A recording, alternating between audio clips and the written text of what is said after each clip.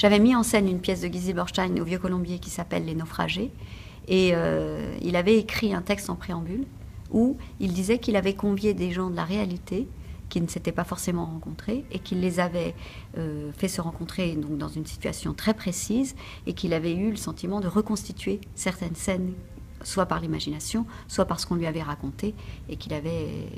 Et moi, je sais aussi que j'essayais, sans le savoir, de trouver la justesse d'un lieu. Et je me souviens que ça se passe dans un salon d'hôtel. Et j'avais des acteurs extraordinaires qui avaient envie de faire des choses extraordinaires, plus traditionnelles, Et je disais, je suis désolée, on est dans un salon d'hôtel, on va essayer de se comporter comme dans un salon d'hôtel. C'est-à-dire qu'on va s'asseoir, on va consommer, on va discuter. Et il y avait des acteurs qui étaient inquiets en disant, ça va pas être du théâtre. Et je dis jusqu'à ce qu'on trouve que c'est très ennuyeux, et ça n'a jamais été ennuyeux. La reconstitution, je trouve, change le spectateur en témoin. C'est-à-dire qu'il est un spectateur privilégié. Il a le droit d'assister à quelque chose à laquelle d'habitude il n'a pas le droit d'assister. Et ça, j'aime bien cette idée. Parce que de toute façon, je trouve que les belles représentations, parce que je ne pense pas toujours reconstitution, représentation, une belle représentation, c'est une représentation où on se dit « Ah, j'étais là, moi, ce jour-là ». Moi, j'ai jamais cru au quatrième mur. Ça ne m'a jamais intéressée parce que j'ai toujours pensé que y a quand même une nécessité de séduction, dans le beau sens du terme, c'est-à-dire d'amener les gens à vous. Je dirais que quand, par exemple, on voit des gens qui discutent dans un café, ils sont trois, ils ont l'air tellement complices, on a envie d'être avec eux. Et donc, je pense que ceux qui sont tous les trois, parfois, ils sont conscients qui sont séduisants et qui peuvent attirer des écoutes et des regards. Moi, je dirais qu'il faudrait jouer la comédie un peu comme ça. On est entre nous, mais on n'a pas besoin de vous, mais si vous êtes là, c'est mieux, parce que ça décuple notre séduction et ça donne un peu plus de raison d'être quand même sur le plateau si vous êtes là et si vous nous écoutez. Ce que j'aime le plus au théâtre, c'est voir les gens réfléchir, penser, changer d'avis. J'adore ça. Je trouve ça sensuel. Je trouve pas ça cérébral. Je trouve ça vraiment sensuel. Et donc, oui, on a affaire à des points de vue qui évidemment s'opposent. Sinon, il n'y a pas de conflit, il se passe rien, il n'y a pas d'art dramatique. Mais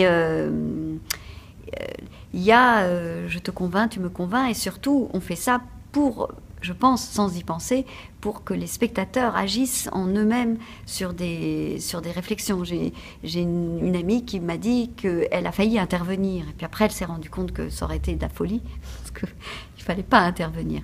Mais rendre actif et émotionnel. Et ça déclenche de l'émotion. Et oui, il y a de l'émotion entre ces deux personnages. C'est ces deux personnes qui vont arriver à se comprendre. L'auteur n'est pas content qu'on lui propose de faire quelques coupes dans son texte. Donc c'est ça le problème. Et en plus, elle a affaire à un auteur vivant. On comprend qu'elle n'en a pas beaucoup travaillé.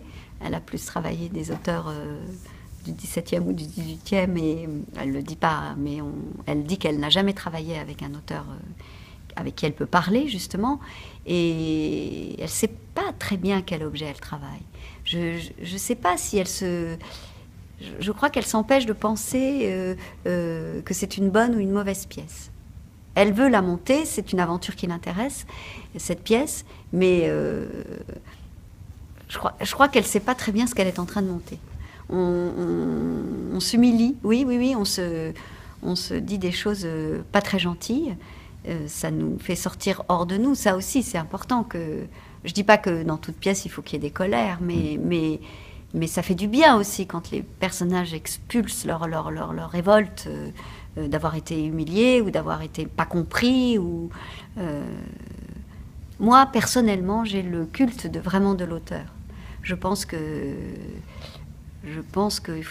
ce sont eux, les magiciens... Vraiment, qu'ils écrivent des chansons, des romans, des scénarios, des pièces de théâtre. Mais je les remercie comme je peux en étant actrice. Quand je suis metteur en scène, j'essaye